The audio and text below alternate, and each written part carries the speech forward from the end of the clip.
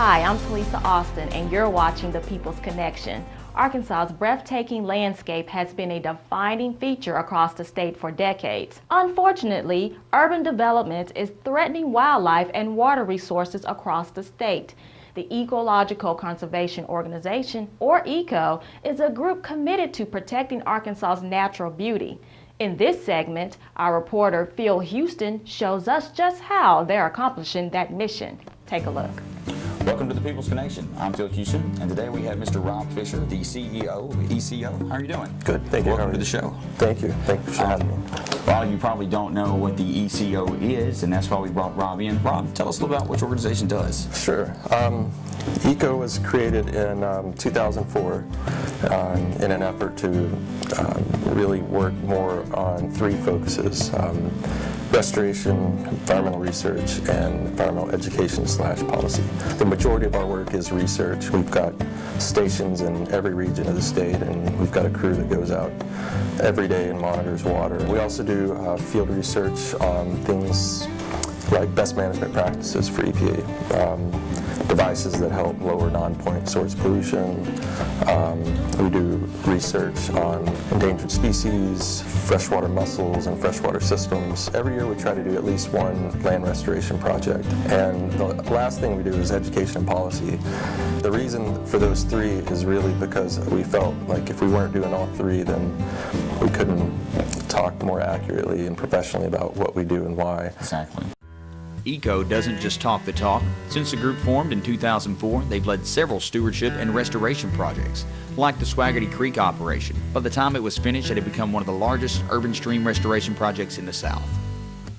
We removed a quarter mile of trapezoidal concrete ditch, which the problem with it was designed to move water quickly, so it protects for flooding, but it creates a stagnant environment, so nothing can live in it. I mean, algae even dies in it. Really? I mean, I don't think that's what people want within their backyard. Of course not. We spent about 5-6 months, and we went from 0 aquatic species to now almost 23 that came back natively, like on their own. Does it take Mother Nature long to just say, hey, found me a spot? Yeah, exactly. We can get in here. And that was the most impressive part with that project, was how fast. If you just take your footprint out and leave it alone, how fast Mother Nature recovers. One of the things that I was impressed with is that it actually it's increased property values for people living around there. Now that they've got a park, they've got a stream, they can fish, whereas once it was just this straight, narrow concrete ditch with chain link fence, which aesthetically has a different value on its own. One of ECO's main focuses is outreach, which brings lots of opportunities for education and volunteering. We offer for our members to go out, on field days, do things, and we always have, especially with rallies and stuff, we have events at the Capitol. We have, there are times when we need bodies and people to come out and show support. For instance, on our No New Coal campaign, that was one of the big items where we needed 5,000 petitions, and so our members were really active in going out, getting petitions and taking them to the Capitol, showing up for rallies. There are days when it'd be great to have, to expand people's interest in what we do, which take folks out to do water monitoring or stream inventory work and just get more people interested and educated about what we do. There's still a lot of work to do. Plenty of waterways and forests are in need of restoration, and ECO is still a relatively young organization. But Fisher stays optimistic. He and his crew believe they can make a difference. It's pretty exciting. I mean, Arkansas used to be, at one time, was the leading conservation movement in the world.